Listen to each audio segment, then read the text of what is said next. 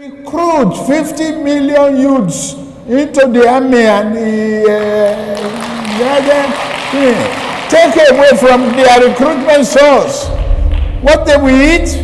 Cassava, àgbàdo, corn in the morning, yam in the afternoon. It's growing here. You create demand and consumption.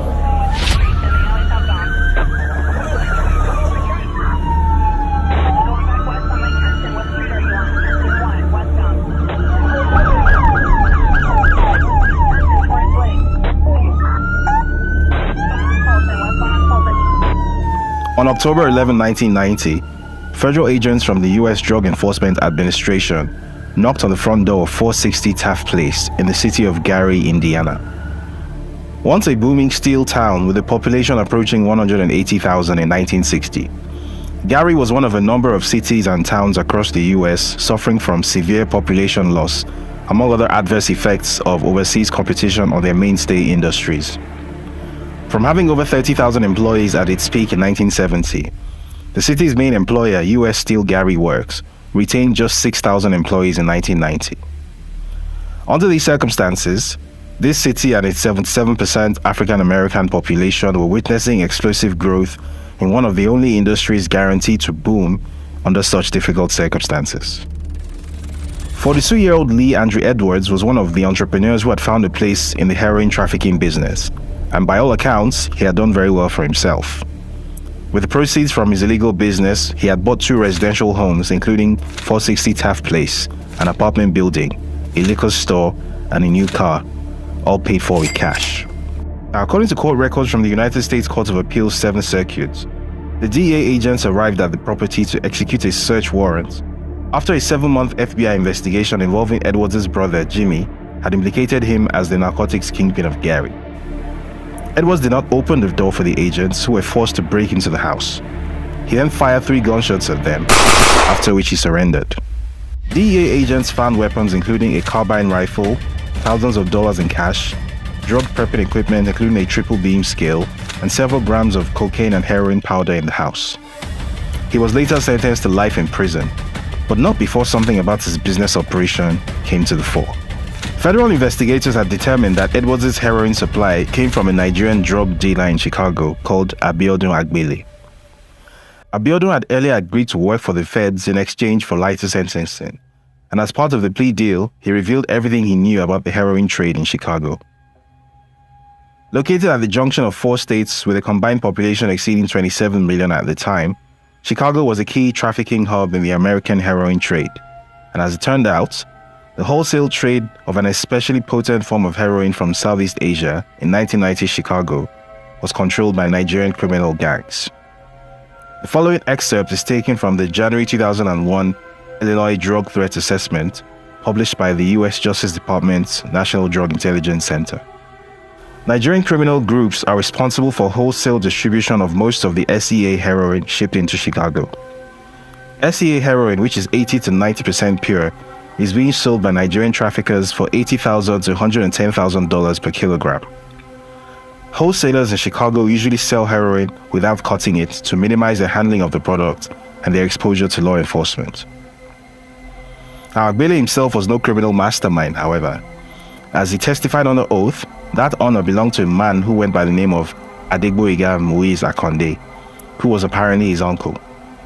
Shortly after Agbele's arrival in the US, Akonde had taken him under his wing and showed him the ropes of wholesale heroin trafficking.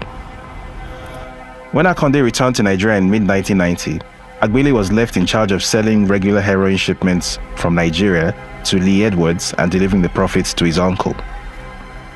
In the meantime, the Nigerian-led heroin trade in Chicago fed an addiction epidemic that became so bad that it changed local health and law enforcement practices. For the first time, providing addicts with free access to safe syringes and needles to ensure that they did not share them and possibly spread HIV became a core focus of public health policy. In other words, SEA heroin from Nigeria was so potent and addictive that public health policy in Chicago shifted away from trying to make heroin addicts stop using altogether to merely ensuring that they used safely. A notable organization that did such outreach work with heroin addicts was the Chicago Recovery Alliance. While researching this story, I reached out to its current executive director, John Werning, to get a sense of how the heroin epidemic changed law enforcement practices from the 1990s to date in Chicago. And his comments were very predictably grim. He said, "Heroin, of course, has consequences. But I think we would probably say that the more major impact is the draconian laws around how heroin was policed. I think that it's pretty well established that there was a very specific targeting of folks who use drugs generally, but also heroin in particular, and it was mostly targeted toward the policing of black and brown communities. That's not specific to Chicago. I think that's across the nation. But just in general, I think there was a lack of compassion by government entities to give people access to the treatment that they need, or non-violent drug possession and mandatory minimum sentencing. I mean, there's a ton of different aspects of this that absolutely eviscerated populations, particularly marginalized populations in Chicago, and that's probably the advocate's view on this. Now, whether or not that can be translated into a comment about the international drug trade, and specifically from, you said, Nigeria, I just don't know. But that's definitely more like domestic politics than international. Now, while all of this is going on, there was an interesting subplot taking place in the background. An accountant living in the Chicago area who worked for Mobil Oil Nigeria with a declared monthly income of $2,400 had just deposited over $1.4 million in the bank. He had no known source of income apart from his day job, but he had become friends with Akonde and Agbele, discovering one key piece of information in the process: drug dealers need accountants too. Soon, he will find himself holding and wiring money on behalf of a Nigerian heroin gang in Chicago. Fast forward a little bit to January 1992, and he will find himself the subject of a US federal investigation. Fast forward a bit further in the same year, and he would successfully run for office in Nigeria as a senator for Lagos West.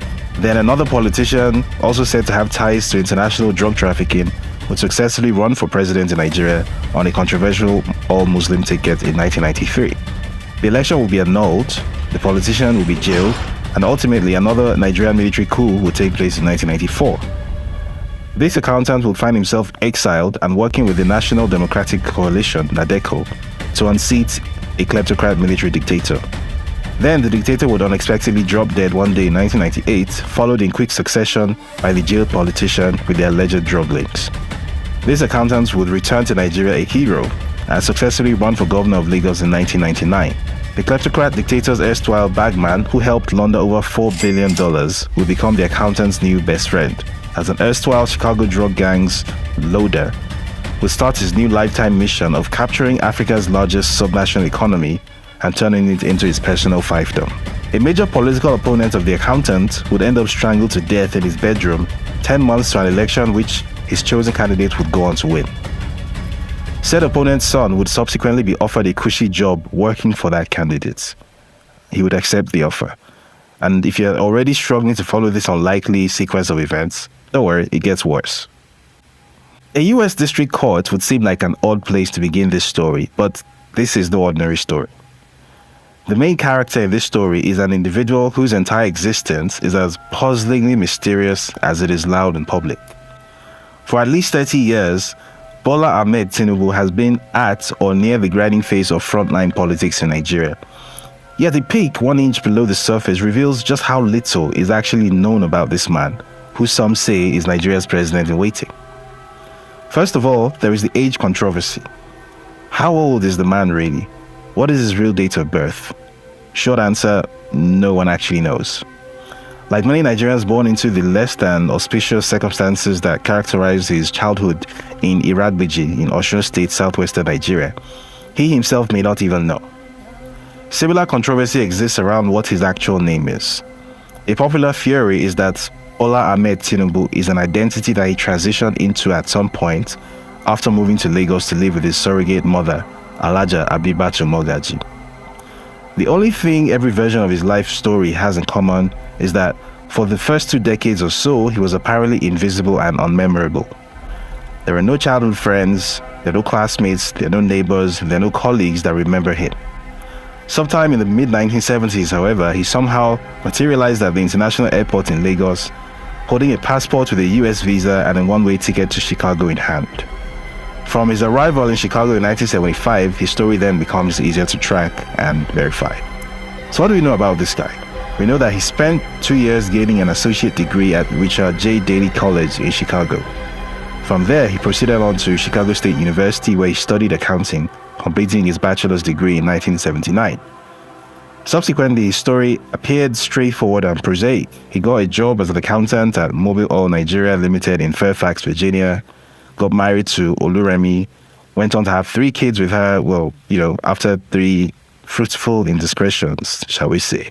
In a 2016 interview with The News, Tinubu claimed that his break into the financial big time came at the Big Four consultancy firm Deloitte, where he supposedly received an $850,000 bonus as a result of his work on a single on-site engagement at the Saudi state-owned oil firm Saudi Aramco. Now, for anyone with even a passing knowledge of corporate consultancy pay, the categorical dishonesty in this claim needs no explanation. For everyone else, here is a current breakdown of the maximum possible amount that a partner, which is the highest attainable position, can realistically expect to earn at Deloitte USA.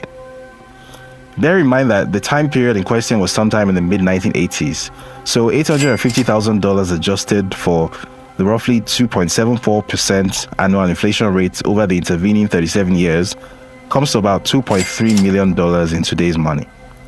And even more incredibly, Tinubu claimed that he was awarded such a bonus and he was essentially less than 5 years into his career as an accountant, never mind making partner. Now, while the interview in question contains several other giant fibs, this particular one stands out because it is the first time in the Tinubu story where he himself acknowledges and tries to explain the fact that he once had a lot more money than a simple accountant working a 9-to-5 consultancy job could reasonably account for at that point in his career. And you should keep that in mind because this becomes more important later on in this story. Now, in any case, one doesn't need an economic study or a Glassdoor salary survey to establish that Tinubu was blatantly lying about where the supposed $1.8 million sitting in his account came from. A document whose existence has long been teased and rumored but never quite properly dissected in public domain tells us all that we need to know. This document, which was obtained from the U.S. District Court of the Northern District of Illinois Eastern Division, contains damning information that Tinubu himself has spent past 30 years trying to suppress, undermine, and ignore. This document contains comprehensive case files of a federal case from July 1993, containing clear and incontrovertible evidence that Bola Ahmed Tinubu was once, in fact, a bagman, handling and laundering proceeds of heroin trafficking for a Nigerian drug ring in Chicago. Now, this is not the first time that the contents of this document have been reported, but other stories that have tried to report this story have typically not gone into the detail needed to drive home the point that the man who would be Nigeria's next president is, in fact, a drug criminal. Tinubu's vast army of media shills and spokespeople have spun an endless web of narratives explaining why what is written in black and white is all some kind of mistake or mischaracterization or fake news. And one of the most common defenses is what you can see on your screen right now. Taking advantage of a Nigerian knowledge gap that typically misunderstands how US federal investigations work, this kind of narrative has been floating around the Nigerian media space ever since Tinubu became Lagos State Governor in 1999. Now, explaining the efficiency of indictments in the US, H. Michael Steinberg, founder of the Steinberg Colorado criminal defense law firm, says, "What are the chances for a not guilty verdict if a federally charged criminal defendant takes the case to trial? Statistically, not very good. Currently, federal prosecutors tout above a 95% conviction rate. This is primarily due to the fact that most cases never make it to trial. Most defendants end up taking a plea bargain rather than risk a potentially much greater prison sentence which could be dealt them if they actually went to trial and lost." Now, what this means in other words is that America's feds are very good at their jobs, and the likelihood of a defendant in a federal case not being convicted is roughly 5%. Basically, not very good chances. So, could Tinubu perhaps have been part of that 5%? And if not, then what happened exactly that prevented a conviction? Among the dozens of documents in the case files, there's a sworn statement by IRS Special Agent Kevin Moss, who personally investigated Bola Tinubu's financial activities in the lead-up to Lee Edwards' arrest. Here, we reunite with our old friends Abiodun Agbele and Adegboyega Moise Akonde as we pick our way through our heroes' forbidden past. Now, in the interest of keeping this brief, here's a Cliff Notes version. The U.S. Attorney for the Northern District of Illinois, Michael Shepard, files a complaint for forfeiture of funds in bank accounts held by Tinubu as they hold proceeds of a heroin distribution organization headed by Adegboyega Moise Akonde. Tinubu's funds represent, and I quote, the proceeds of this operation or property involved in money laundering and the proceeds of narcotics trafficking. Shepard requests that the court adjudge and decree that the funds should be forfeited to the United States.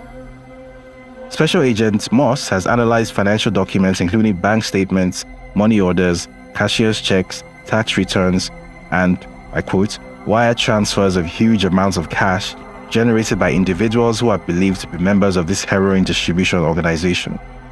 And he reaches a professional conclusion that the accounts controlled by Tinubu, and I quote, were involved in financial transactions representing proceeds of drug trafficking. The investigation, which began in 1988, has identified Adegboyega Moise Akonde and his nephew Abiodun Agbele as key figures in the trade and distribution of heroin. The investigation identifies the third individual working with the duo to launder their money as a certain Bola Tinubu. In December 1989, Akonde takes Tinubu to a First Heritage Bank to open an individual money account. On the application, Tinubu gives his address as 7504 South Stewart Avenue, Chicago, which is the same address that Akonde uses as his heroin trap house. Special Agent Moss discovers that Mrs. Oluremi Tinubu has previously opened a joint account at the same bank with Audrey Akonde, wife of Adegboyega Moise Akonde. On January 4, 1990, just 5 days after opening the account, Tinubu deposits $80,000 into it. On a subsequent credit application dated January 6, 1990, Tinubu states that he is an employee of Mobil Oil Nigeria Limited with a total monthly salary of $2,400 and no other sources of income. He gives his address as 7504 South Stewart and lists Akonde as his cousin. Despite earning just $2,400 a month with no other known source of income, bank records from First Heritage Bank show that over the course of 1990 alone, Bola Tinubu goes on to deposit $661,000 into his individual money market account, followed by a further $1,216,500 in 1991. And if you're paying attention, that is roughly equal to the $1.8 million he would later claim he made from Deloitte bonuses and salary deposits. Now, when Special Agent Moss interviews Mobil Oil reps about Tinubu's employment, they confirm that Tinubu works at Mobil Oil Nigeria as a treasurer in a capacity that does not involve transfer or custody of large amounts of money. Moss also discovers that Tinubu has failed to file US income tax returns since 1984. On January 10, 1992, a court order is obtained to freeze some of Tinubu's bank accounts containing the suspected proceeds of heroin trafficking in excess of $1.4 million. On January 13, 1992, during a telephone conversation from Nigeria with Special Agent Moss, Tinubu admits to the agent that he knows Akonde and that he had previously wire transferred $100,000 to Akonde's account in Houston. Further, Tinubu says that the $80,000 he deposited into the First Heritage Bank came from Akonde. Tinubu also reveals that he had additional bank accounts in Fairfax, Virginia and London, UK. Speaking over the telephone with Special Agent Moss on January 14, 1992, Tinubu admits that he knows Agbele and that he met him through Akonde. Tinubu admits that he has associated with Agbele and Akonde in the US and in Nigeria. In this conversation, Tinubu denies having any additional bank accounts in the US.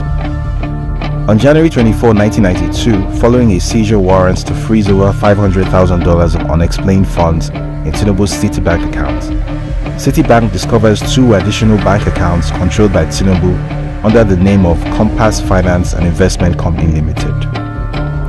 Citibank's account opening KYC records bring up a memorandum of association and articles of organization identifying Akonde and Agbele as directors of Compass Finance and Investment Company Limited. Between January 30 and January 31, 1992, Tinubu suddenly does an about-face and tells US agents that he has never had any business association or financial relationship with Agbele or Akonde. This statement directly contradicts his earlier statements and the documentation from Citibank and First Heritage Bank. Special Agent Moss concludes in his submission that based upon this evidence, there is probable cause to believe that a number of Tinubu's accounts are involved in narcotics transactions. The court agrees and orders the forfeiture on August 18, 1993. Tinubu opts to fight the case, claiming that the money is legitimate and it belongs to one Kafaru Tinubu and his surrogate mother Alaja Habibat Mogaji. Ultimately, he enters into a settlement with the US government on September 15, 1993, agreeing to forfeit $460,000 of the heroin trafficking proceeds to the US government. The balance of roughly $1 million is released to him. Now, why did the US authorities adopt this approach instead of going the whole hog and insisting on litigation so as to obtain the full amount? The US Justice Department's guidelines for asset settlements to cases provides the answer to this in plain English. Settlements to forfeit property are encouraged to conserve the resources of both the United States and claimants in situations where justice will be served. In any case, the ascent of General Abacha and his rabid anti-American posturing very quickly led to a shift in US government priorities. Anyone who was on board with Nadeco and promoting democracy in the face of Abacha's fascism suddenly became an ally, even if just a few years before they had contributed to a heroin epidemic on the streets of Chicago. As anyone with some knowledge of the CIA-Contra crack cocaine affair would know, even Uncle Sam can turn a blind eye to drug dealers when they are working in his interests. Also remember, it was the 1990s. The 90s were a crazy time. At the time when Tinubu informed the US authorities that he was a lowly treasurer at Mobile, Nigeria on $2,400 a month, after having apparently been the world's most generously rewarded junior Deloitte accountant, he was doing some decidedly non-lowly things in the background. Now, while working on this story, a bit of research across US land registries threw up a few pearlers like this one from the Land Records Department at Prince George's County in Maryland. Now, on January 20, 1992, barely 10 days after IRS Special Agent Moss made first contact with Tinubu via telephone, Tinubu purchased a 4-bedroom, 3,016 square foot home at 10111 Limestone Court, Potomac, Maryland, for the miserly sum of $450,000, which he paid in full and upfront, by the way, no mortgage. Now, for reference, this is what this property looks like. This was about 10 days before he did his about-face to Agent Moss, denying having had any financial relationship with his heroin trafficking buddies, Agbele and Akonde. Now, the obvious question raised here is one about timing. Was Tinubu attempting to hide money from US authorities by parking it in real estate once he realized that they were onto him? Where did the funds to carry out this transaction even come from at a time when his accounts were being frozen right, left and center? Now, more real estate record searches raise even more questions about several other parts of the known Tinubu story, including his self-characterization as a bedraggled hero of the democratic struggle and the Nadeco movement under General Sani Abacha. Now, in the interview mentioned earlier, he claimed that following Abacha's coup and his eventual exit from Nigeria, that he was forced to live almost like a pauper after the Nigerian government stripped him of all that he had. Describing his weary but triumphant return home from exile, he said, "I came home with 3 pairs of trousers and 3 jackets. Meanwhile, I had no Victoria Island home to return to. It had been taken over by Abacha. They dispossessed me of the house as well as my office on Saka Tinubu Street, my vehicles and everything else I owned. They claimed they found bombs in it and dispossessed me of it. I was totally cleaned out. I had only 5 shirts, the £2,000 and the jackets." And yet, the Prince George's County Land Records Department will beg to differ, because here was our tragic, impoverished hero of the Nadeco struggle, casually dropping the minor sum of $147,000 in 1995 for a 3-bedroom, 1,668 square foot home at 12625 Hillmead Station Drive, Prince George's County, Maryland. He would go on to trouser a tidy $13,000 in profits when he sold it on just 3 years later. He was at it again in 1997, putting down the modest sum of $491,465 on a 4,558 square foot property at 1708 Parkside Drive, Mitchellville, Maryland. Again, all cash, no mortgage. He'll go on to sell this property in December 2018 for $700,000. What is more, these weird transactions did not end in 1999 or stop with our hero and his wife. Even their two youngest children, Habibat Oyindamola Tinubu and Zainab Abisola Tinubu, got in on the act fairly recently. Aged 32 and 30 respectively, two of the three youngest members of Bola Tinubu's family have managed to escape scrutiny, mostly because the Freedom of Information Act in Nigeria is still much more aspiration than fact. Not so in America, where a plethora of services can pull up all kinds of records including birthdays, criminal convictions, and real estate transactions. Especially real estate transactions. Such as the ones where a 25-year-old with no known employment or source of income was able to pay $2,150,000 in 2014 for a deluxe condo at 55 Berry Street, Brooklyn, New York. Full and upfront cash payment again, no mortgage. Or real estate transactions where the 25-year-old's 22-year-old sister, who was fresh out of music school with no known source of income, was able to pay $2,400,000 in cash to buy a deluxe apartment at 255 Hudson Street, New York, using the 1-inch thick fig leaf that was a company that she herself owned. It appears that Bola Tinubu's good fortune could be genetically transmitted. I mean, what are the odds that the only junior accountant in the world to earn an $850,000 bonus on a single engagement will turn out to have children who can buy luxury real estate in New York for millions of dollars while being unemployed with no known source of income? Not great chances, but here we are. Now, in the course of researching this story, a name that kept coming up repeatedly as a comparison to Nigeria's Teflon Asiwaju was a certain Moshood Kashimawo Olawale Abiola, MK Abiola.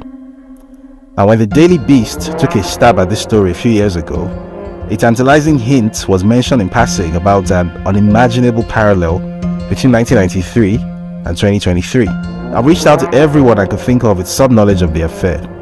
Most declined to speak, citing some unspoken concerns. Only Professor Gary K. Bush, a notable African political risk analyst and one-time professor of African studies at the University of Hawaii, agreed to say his piece.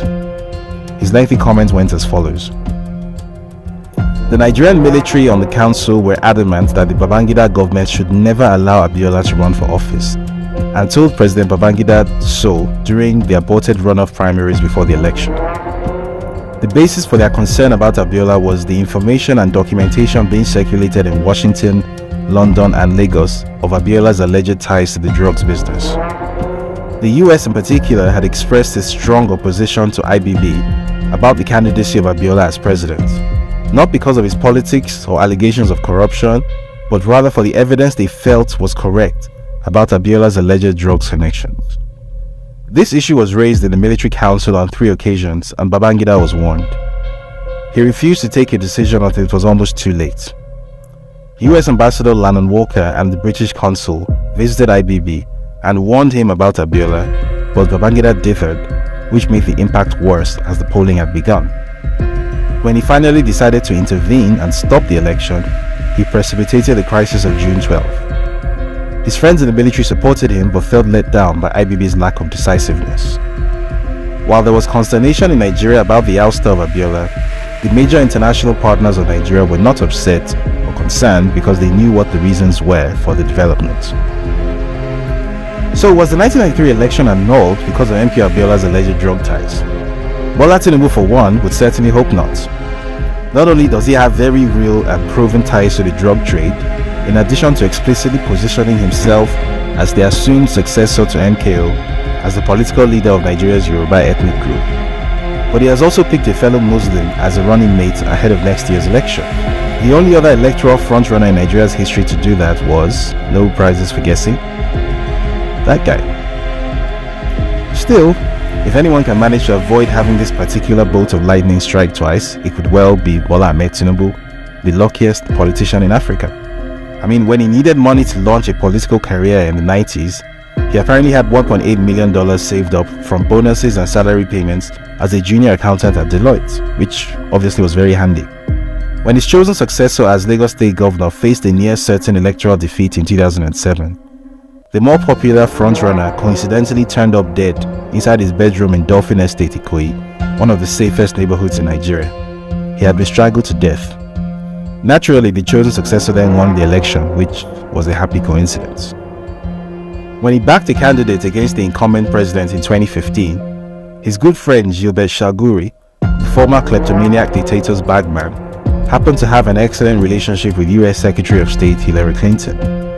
And she just happened to ignore recommendations from the State Department and US intelligence services to proscribe Boko Haram as a foreign terrorist organization, which effectively allowed it to gain critical mass and make the then government of the day even more popular. Naturally, his candidate duly won the election. Very lucky guy. When a former business partner, Dapo Akpara, took him to court over financial impropriety and money laundering at Alpha Beta Consultants, which is basically his little straw into the Lagos State government's treasury, the court became the first court in the history of Lagos State to burn to ashes and have all its files destroyed. The case was never refiled and it's currently being settled out of court, which is, of course, absolutely coincidental and very regrettable. The 1990s were a crazy time, and the 2020s are even crazier.